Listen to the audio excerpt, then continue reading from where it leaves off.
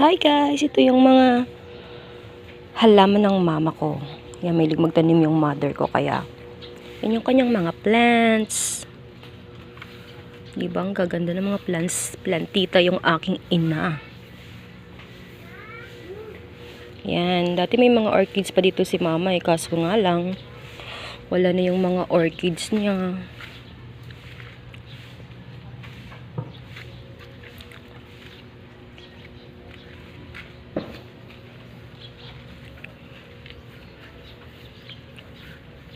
May malunggay na siya. Ay, hindi pala ito malunggay. Kala ko malunggay. Yung tulip. Ay, tulip.